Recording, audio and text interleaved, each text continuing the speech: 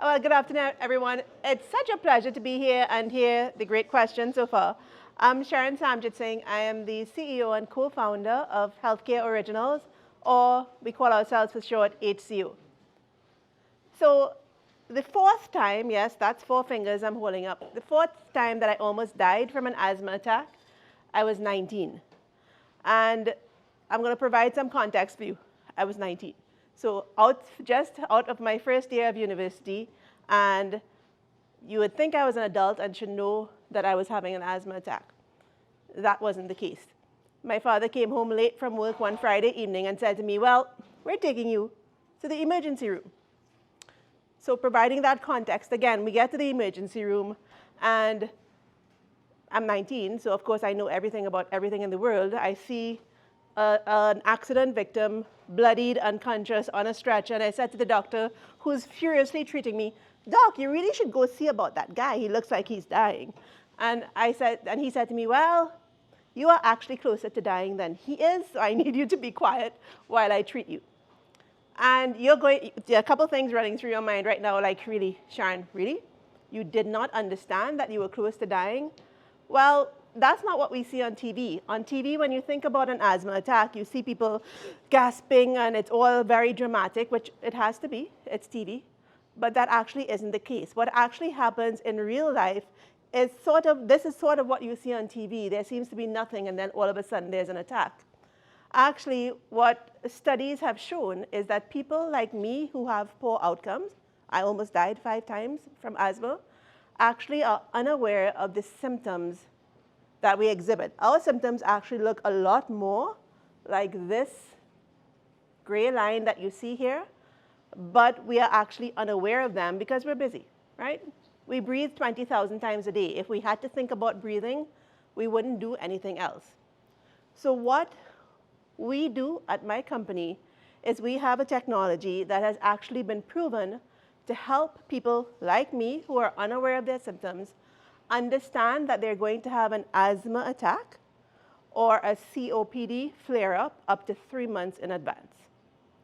So that gives us time to take some preventive action and ensure that we don't end up in the emergency room or in the hospital room.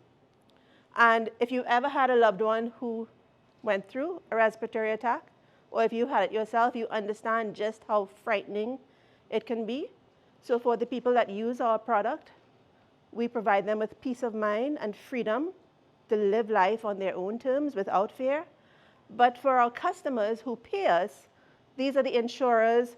They pay us because we keep people out of the ER and out of the hospital, so we save them money. And I think everybody in the room would be really thrilled if our healthcare costs came down. So we play a big part in that. So our company is we provide an AI-powered wearable together with a proprietary AI solution that is transforming the way that we manage chronic diseases. We're starting with the lungs, but I'll talk to you about our technology because we can do a lot more than just respiratory diseases. We've been featured in Forbes. Kingscrowd Capital has invested in us, and we're actively raising on Refunder right now. We're about halfway through our raise. So let's talk about our technology. So this is our secret sauce. This is our soft, elegant, and very flexible wearable that you see me holding in my hand here. It's worn on the upper torso. You can see it under the clothing hidden so nobody knows what you're talking about. And what we do is we understand the science of deep organ sounds. So the organs, in this case your lungs, you can consider us like a stethoscope on steroids. So we have AI on board that interprets the lung sounds and says when events are going to happen up to 3 months in advance, providing predictive insights. But when you think about the sound that our organs make in real time, in real life, as we go about our daily lives, what we're really doing is creating a whole new field of data that's never been explored before. We call them biomarkers, but there's a lot to be learned. Think about all the organs that make sounds: lungs, heart, stomach, joints. Think about what we can gain from our platform technology as we move into different fields, and we'll talk a little bit about that. So proven in studies at the University of Rochester in upstate New York, where we are based, to predict asthma attacks up to 3 months in advance. We have 14 patents issued, 10 pending, and we've collected over 3 million data points to date in the real world. But think about it. I have a device that says, oh, you're going to have an attack. Then the obvious question is, well, so what do I do now? So what we've done is we've created a seamless care platform where we move beyond just the device and we provide self-management education for the member or the user at the point of experience. We also provide a high touch for those who need it with respiratory therapists, wellness coaches, and a national network of pulmonologists. And because these diseases of the lung are very dependent on environmental conditions, we also provide some accommodations for environmental conditions. So what we've done is we've created this holistic system of care that really works like nothing else. And while our company name is HCO, we call this platform Nightingale. This platform where we take our wearable and wrap it in seamless care, we call that Nightingale. And what we do with our data is we have a whole AI system through which we can systematically replace the high-touch components, focusing only on our high-need members with our respiratory therapists and our human touch so that we can effectively scale. And I'm happy to share more about what that means. But think about the fact that we have a proprietary data set that we are training with self-management education that is very specific to the individual, producing stellar outcomes. Because nothing else works like what we do. Within 12 months, 100% of our users have reported less symptoms.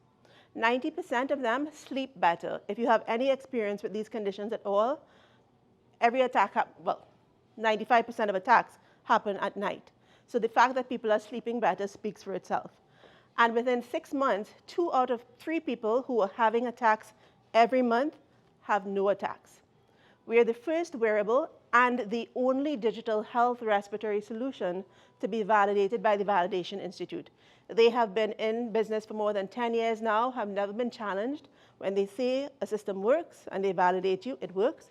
And they back us with a $100,000 guarantee. If we say to somebody, this is what we're going to do, and it doesn't work, they will give them up to $100,000 back, each customer. So that's what we do in terms of our solution. Let's talk about the markets that we play in. These are massive markets in respiratory only. We spend in avoidable costs, people going to the ER, going to the hospital. We spend $46 billion every year, and that's only going to increase as time goes on. And 1 in 3 patients with these conditions will visit the ER at least once per year. A live example, we're talking to an insurance company right now, something called a managed care organization. They have someone with chronic obstructive pulmonary disease who has been to the ER 100 times this year. That one person is costing them $300,000 to $400,000 in ER visits only, not in everything else. So we are able to say to them, hey, we'll take some risk with you, give us this upfront fee, but we will share the savings. And so that's a look at how we make money. In respiratory disease globally, which is our ambition, we will scale this globally. There are 690 million people with just asthma and COPD. That's a $3 billion service obtainable market. When we think about the expansion to cardiology and gastroenterology, the 2 other big organs that make sounds that need to be interpreted, that transforms into a $30 billion opportunity. And because we work so well, because these markets are so vast, and really because everybody is ripe for wanting to live better with their condition, so we delight our users, but really insurance companies are under pressure like never before to reduce costs. 2025 has been a breakout year of traction for us. In January, we announced a partnership with the Asthma and Allergy Foundation of America, and there's no way to underplay the significance of partnering with the leading advocate for people with asthma in the country. They are rolling out our solution in Texas as we speak. In February, we announced a school pilot in Pennsylvania that will help us to expand throughout the state and get reimbursed. In March, we were announced and that press release is live right now, we are the exclusive preferred purchasing partner for an employer healthcare purchasing coalition that covers more than 400,000 lives. In July, we'll be rolling out a contract with a national MCO, which on its own is $12 million in contracted annual recurring revenue. And when we think about what this means in terms of traction, Hinge Health, which provided a wearable and therapist in the musculoskeletal space, just IPO'd at $2.1 billion. Their first contract was a $10,000 employer contract compared to our $400,000.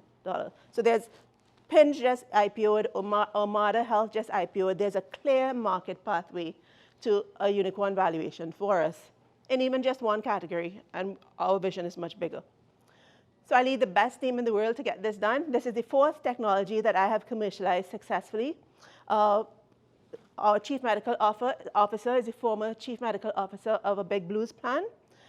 Cameron helped to scale Lark Health in the diabetes space to a unicorn. And we just hired Doug Roy, who 10x'd the sales at med school, which allowed them to be acquired by Medical Guardian. So you'll find within us all of the capabilities to be where we are now, because we're at that growth inflection point to get where we need to be. So we're raising a $3 million round. It is led by Sapphire Partners out of Boston. They're a VC with more than $1 billion in assets under management. Kingscrowd Capital has invested in us, a bunch of other VCs, including Chloe Capital. And significant here, our second largest investor is the Allen Family Capital Fund. So if you've ever gone into a doctor's office and seen Welch Allen, this is the family that founded Welch Allen, and he's the chairman, former chairman of Welch Allen, and he's our second largest investor, sits on our board. So we're backed by a great group of people, and because these diseases affect so many people, we started our crowdfunding campaign to really get all of those people who've been waiting for us to come to market on board with us. So this link will take you to our WeFunder page. There's really never been a better time to invest in HCO. We're right at a breakout point in our growth. Demand is exploding. We are actually at the point where we probably need to raise more money at a much higher valuation later. We are raising at a very low multiple compared to our contracted ARR, but it's relevant to when we started this round. So I'm happy to take questions now. Thank you.